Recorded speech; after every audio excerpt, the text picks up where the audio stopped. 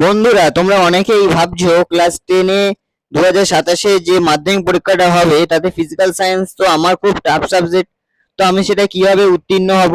তো বন্ধুরা, চিন্তা নেই, আমি পজিটিভ থিঙ্কিং চ্যানেলে তোমাদের 2027-এ ফিজিক্যাল সায়েন্সের মাধ্যমিকে পার্ট 1, 2, 3, 4 করে টোটাল 10খানা পার্ট নিয়ে আসবো। তো সেই 10টা পার্টের প্রত্যেক কটা সেট তোমরা যদি ভালো করে করে যেতে পারো তো তোমাদের আর কোনো অসুবিধা হবে না। তো চলো প্রথমে শুরু করা যাক MCQ SAQ types the question দিয়ে শুরু করি। তড়িৎ প্রবাহের দিক কোন দিকে ধরা হয়? রোধের মান বাড়লে প্রবাহ কি হয়? ফিউজের কাজ কি? পিএইচ ইকুয়াল টু 7 হলে দ্রবণটি কেমন? শক্তিশালী অ্যাসিডের পিএইচ কতর কাছাকাছি?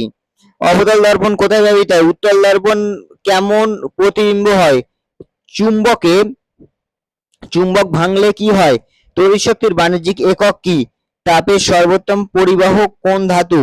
তড়িৎ প্রবাহের একক কি? ভোল্টমিটারে কি পরিমাপ করা হয়? অ্যামিটার কিভাবে সংযুক্ত করা হয়? পিএইচ স্কেলের নিরপেক্ষ মান কত? ক্ষারীয় দ্রবণে পিএইচ এ কার মান বেশি? অবতল দর্পণে কেমন প্রতিবিম্ব গঠিত হয়? উত্তল লেন্স কি করে? চুম্বকের কোন অংশে আকর্ষণ ক্ষমতা সবচেয়ে বেশি? বিদ্যুৎ শক্তি কোন শক্তিতে রূপান্তরিত হতে পারে?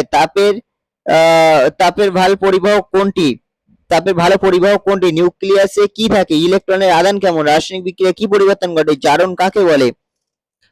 বিজারণ কাকে বলে? ওহমের সূত্র অনুযায়ী ভি কি? এসআই এককে প্রতিরোধের একক কি? অ্যাসিডে পিএইচ মানের কত কম? জলে তড়িৎ বিশ্লেষণ কোন কোন গ্যাস উৎপন্ন হয়? লেন্সের ক্ষমতার একক কি? চুম্বকের নিশ্চিত প্রমাণ কি? বৈদ্যুতিক শক্তির একক কি? নিচের কোনটি তাপ অপরিবাহী? যে কোনো একটা তাপ অপরিবাহকের নাম তুমি এখানে করে নেবে। ঠিক আছে, এই ছিল এমসিকিউ এসএকিউ টাইপস এর জন্য কোশ্চেন। এবার হচ্ছে 2 মার্কসের সাজেশন। ওহমের সূত্র লেখো, সিরিজ সংযোগে দুটি বৈশিষ্ট্য লেখো। পিএইচ স্কেল কি? পিএইচ স্কেল বলতে কি বোঝায়? বৈদ্যুতিক শক্তি কাকে বলে? সমান্তরাল সংযোগে দুটি বৈশিষ্ট্য লেখো। প্রতিরোধ নির্ভর করে কোন কোন বিষয়ের উপর? পিএইচ স্কেলের ব্যবহার লেখো। উত্তল ও অবতল লেন্সের পার্থক্য লেখো। চুম্বকের ব্যবহার লেখো। তড়িৎ শক্তি থেকে তাপ শক্তি উৎপন্ন হয় কিভাবে সেটা বিস্তারিত লেখো। রাসায়নিক বিক্রিয়া দুটি উদাহরণ দাও। তাপ পরিবাহিতা কি? ব্যাস 2 নম্বরের কোশ্চেনের জন্য এটাই সাজেশন। 3 নম্বরের কোশ্চেনের সাজেশন হচ্ছে ওহমের সূত্রে ব্যাখ্যা করো সিরিজ ও সমান্তরাল সংযোগের